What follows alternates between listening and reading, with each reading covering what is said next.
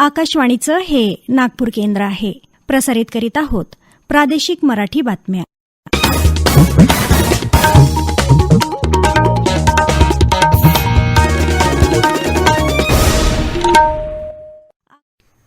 आकाशवाणी नागपूर.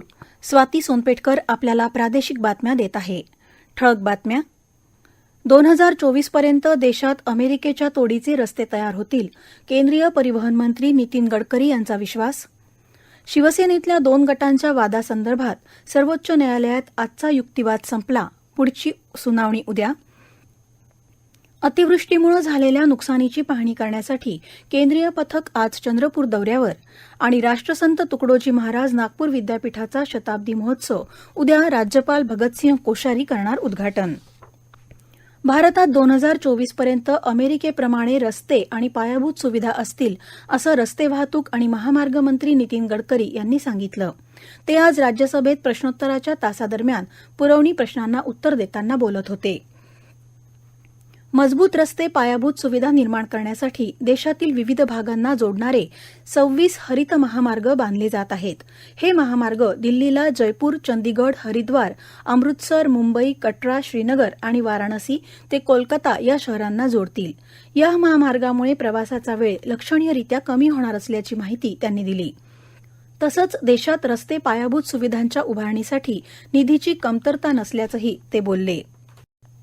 स्वातंत्र्यप्राप्तीला 75 वर्ष पूर्ण होत असताना देशातल्या मान्यताप्राप्त स्टार्टअप्सची संख्याही आता 75,000च्या पुढे गेली आहे. उद्योग आणि देशांतर्गत व्यापार प्रोत्साहन विभागानं आतापर्यंत 75,000हून जास्त स्टार्टअप्सना मान्यता दिली आहे. भारतीय स्टार्टअप्स व्यवस्था ही नाविन्यपूर्ण, उत्साह आणि उद्योजकतेच्या भावनेनं प्रेरित होत आहे, असं केंद्रीय वाणिज्य आणि उद्योग मंत्रालयानं एका ट्विटमध्ये म्हटलं आहे. 2015 मध्ये लाल किल्ल्यावरून स्वातंत्र्यदिनी केलेल्या भाषणात पंतप्रधान नरेंद्र मोदी यांनी या संकल्पनेची घोषणा केली होती. त्यानंतर 16 जानेवारी 2016 रोजी या योजनेला प्रारंभ झाला. आता 16 जानेवारी हा दिवस राष्ट्रीय स्टार्टअप डे म्हणून साजरा केला जातो. सुरुवातीच्या 10,000 स्टार्टअपच्या मंजुरीची प्रक्रिया 808 दिवसात झाली होती. सर्वात अलीकडच्या स्टार्टअपच्या मंजुरीच्या प्रक्रियेला फक्त 156 दिवसांचा कालावधी लागला. सध्या दररोज 80 पेक्षा जास्त स्टार्टअप्सना मंजुरी मिळते आहे. आक्षेपार्ह कार्यक्रमांचं प्रसारण केल्याबद्दल आणि जाहिरात संहितेचं उल्लंघन केल्याबद्दल 2017 ते 2022 या कालावधीत 9 दूरचित्रवाहिन्या बंद करण्यात आल्या आहेत. माहिती आणि प्रसारण मंत्री अनुराग ठाकूर यांनी काल लोकसभेत लेखी प्रश्नांच्या उत्तरात ही माहिती दिली. 94 युट्यूब वाहिन्या आणि समाज माध्यमांवरची 19 खाती, संकेतस्थळं आणि मोबाईल अॅप्लिकेशन्सवर डिजिटल माध्यम संहितेच्या अंतर्गत कारवाई केल्याचंही ठाकूर यांनी सांगितलं. 2017 ते 2022 या काळात केंद्रीय चित्रपट प्रमाणपत्र मंडळानंही 11 गाण्यांना आक्षेप घेतला आहे. तसंच माहिती आणि प्रसारण मंत्रालयानं जानेवारीमध्ये प्रसारण प्रेक्षक संशोधन परिषदेला पुनर्रचनेचे टप्पे, प्रणाली आणि प्रक्रिया लक्षात घेऊन बातम्यांचं मूल्यांकन पुन्हा सुरू करायला सांगितलं आहे, असंही ठाकूर यांनी सांगितलं. शिवसेनेतल्या फुटीनंतर दोन्ही गटांचा मूळ पक्ष असल्याचा दावा सर्वोच्च न्यायालयात आज सुनावणीला आला आहे. सरन्यायाधीश NV रामण्णा, न्यायमूर्ती कृष्ण मुरारी आणि न्यायमूर्ती हिमा कोहली या त्रिसदस्यीय पीठासमोर दोन्ही बाजूंचा युक्तिवाद सध्या सुरू आहे. ठाकरे गटाच्या बाजूने कपिल सिब्बल तर शिंदे गटाच्या बाजूने हरीश साळवे यांनी युक्तिवाद मांडला. सॉलिसिटर जनरल तुषार मेहता यांनी राज्यपालांची बाजू मांडली. पुढची सुनावणी उद्या होणार आहे. न्यायालयाच्या निवाड्यावर सध्याच्या सरकारचं आणि सरकारनं घेतलेल्या निर्णयांचं तसंच कामकाजाचं भविष्य ठरणार आहे. या प्रादेशिक बातम्या आपण आकाशवाणीच्या नागपूर केंद्रावरून ऐकत आहात. आमच्या केंद्रावरील सर्व बातम्या ऐकण्यासाठी आणि ताज्या घडामोडी जाणून घेण्यासाठी Marathi news Nagpur all India radio या आमच्या युट्यूब वाहिनीला नक्की सबस्क्राईब करा. केंद्रीय पथकानं आज चंद्रपूर जिल्ह्यातील पूरग्रस्त भागातील भद्रावती तालुक्यातील 4 गाव, माजरी, पळसगाव, पाटाळा गावातील पूरग्रस्त भागाची, नुकसानग्रस्त शेतीची आणि पडलेल्या घरांची पाहणी केली. या पथकामध्ये केंद्रीय गृह विभागाचे संयुक्त सचिव आणि आर्थिक सल्लागार राजीव शर्मा, केंद्रीय जलशक्ती मंत्रालयाचे देखरेख संचालक हरीश उंबरजे, केंद्रीय विद्युत प्राधिकरणाचे सहाय्यक संचालक मीना हुडा आणि ग्रामीण विकास मंत्रालयाचे संचालक डॉक्टर मणिकचंद्र पंडित यांचा समावेश आहे. चंद्रपूर जिल्ह्यात अतिवृष्टीमुळे मोठ्या प्रमाणात नुकसान झालं. पुरानं शेतजमीन अक्षरशः खरडून गेली आहे. नुकतेच राज्याचे माजी उपमुख्यमंत्री तथा विरोधी पक्षनेते अजित पवार, काँग्रेसचे प्रदेशाध्यक्ष नाना पटोले, आमदार सुधीर मुनगंटीवार, आमदार विजय वडेट्टीवार, आमदार सुभाष धोटे, आमदार किशोर जोरगेवार यांनी पूरग्रस्त भागाला भेट मदत मिळवून देण्याचं आश्वासन दिलं. नागपुरात उद्या विभागीय आयुक्ती कार्यालयात हे पथक अधिकाऱ्यांशी चर्चा करणार आहे.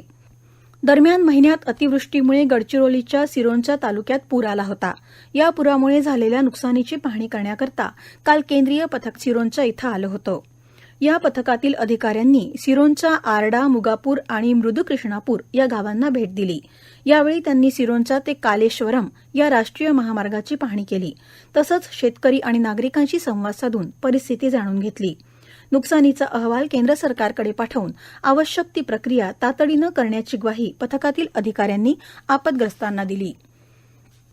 बुलढाणा जिल्ह्यातील संतनगरी शेगाव इथं आज 3 ऑगस्ट रोजी सकाळी पंढरपूरवरून परतलेली श्री संत गजानन महाराजांची पालखी शेगाव शहरामध्ये दाखल झाली. यापूर्वी सिंदखेड राजा मेहकरसह खामगाव शहरामध्ये पालखीचं काल सायंकाळी आगमन झाल्यानंतर खामगाव शहरामध्ये नगर परिक्रमा पार पडली. यामध्ये श्रींच्या पालखीचं ठिकठिकाणी स्वागत करण्यात आलं. रात्री खामगाव शहरातील मुक्काम झाल्यानंतर आज सकाळी 5 वाजता श्री संत गजानन महाराजांची पालखी शेगावकडे मार्गस्थ झाली. यावेळी लाखो भाविक खामगाव शेगाव पायदळ वारीत सहभागी झाले होते. तब्बल 1.5 महिन्यांच्या अवधीनंतर ही पालखी आज वारकरी तसंच भाविक भक्तांना घेऊन शेगाव शहरामध्ये दाखल झाली. ब्रिटिशांविरोधात प्रतिसरकार राबवणारे क्रांतिसिंह नाना पाटील यांच्या जयंतीनिमित्त मुख्यमंत्री एकनाथ शिंदे यांनी त्यांना आदरांजली वाहिली आहे. आपल्या शासकीय निवासस्थानी पाटील यांच्या प्रतिमेला त्यांनी पुष्पहार अर्पण केला. क्रांतिसिंह नाना पाटील यांचे विविध घटकांना सोबत घेऊन सुदृढ समाज उभारणीचे प्रयत्न आणि त्यांची राष्ट्रभक्ती कित्येक पिढ्यांसाठी प्रेरणादायी ठरेल असंही मुख्यमंत्र्यांनी अभिवादनात म्हटलं आहे.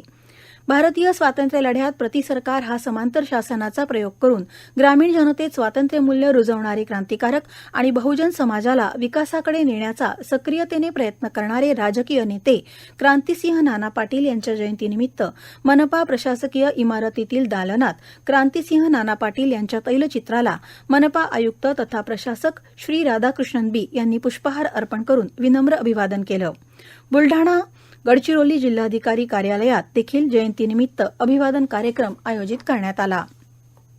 कविकुलगुरू कालिदास संस्कृत विश्वविद्यालयाच्या रत्नागिरी उपकेंद्राचे भारतरत्न डॉ. पांडुरंग वामन काणे संस्कृत अध्ययन केंद्र असं नामकरण करण्यात आलं आहे. या सर्व पार्श्वभूमीवर विश्वविद्यालयाच्या रत्नागिरी उपकेंद्रात 17 आणि 18 ऑगस्ट 2022 रोजी धर्म, धर्मशास्त्र आणि संस्कृती या विषयावरील एका आंतरराष्ट्रीय परिषदेचं आयोजन रत्नागिरी येथील गोगटे जोगळेकर महाविद्यालयात करण्यात आलं आहे. या परिषदेसाठी संपूर्ण भारतातून विद्यार्थी, प्राध्यापक, शोधछात्र आणि नागरिकांनी नावनोंदणी करून उत्तम प्रतिसाद दिला आहे.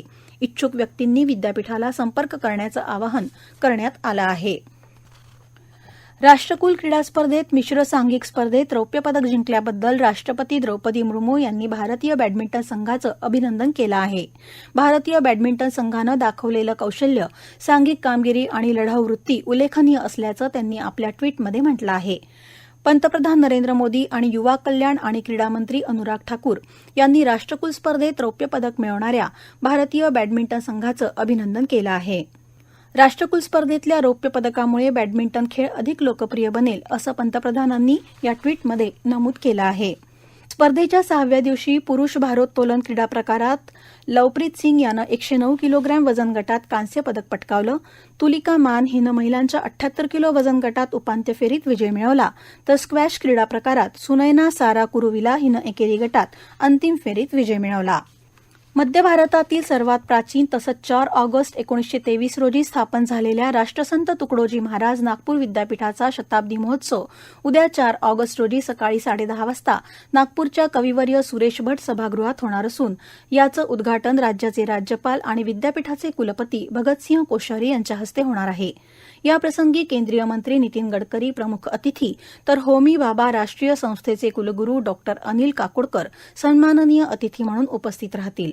विद्यापीठातर्फे विज्ञान, शिक्षण, सामाजिक आणि अन्य क्षेत्रात अतुलनीय कार्य करणाऱ्या मान्यवरांना राष्ट्रसंत तुकडोजी महाराज जीवन साधना पुरस्कारानं सन्मानित केलं जातं.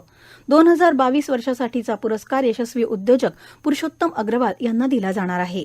विद्यापीठातर्फे शताब्दी महोत्सवानिमित्त पुढील वर्षापर्यंत विविध कार्यक्रमांचं आयोजन करण्यात आलं असून शताब्दी स्मारकाची निर्मिती, ग्राम चलो अभियान, आदिवासी मेळावा, क्रीडा उपक्रम, पोस्टल स्टॅम्पचं प्रकाशन कार्यक्रम अशा विविध कार्यक्रमांचा समावेश आहे.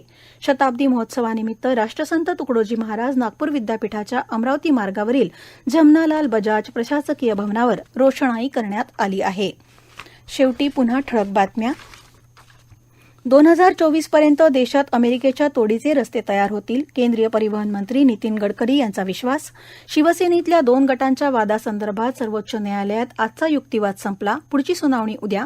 अतिवृष्टीमुळे झालेल्या नुकसानीची पाहणी करण्यासाठी केंद्रीय पथक आज चंद्रपूर दौऱ्यावर. आणि राष्ट्रसंत तुकडोजी महाराज नागपूर विद्यापीठाचा शताब्दी महोत्सव उद्या राज्यपाल भगतसिंग कोश्यारी करणार उद्घाटन. आकाशवाणी नागपूर केंद्रावरील प्रादेशिक बातमीपत्र संपलं. नमस्कार.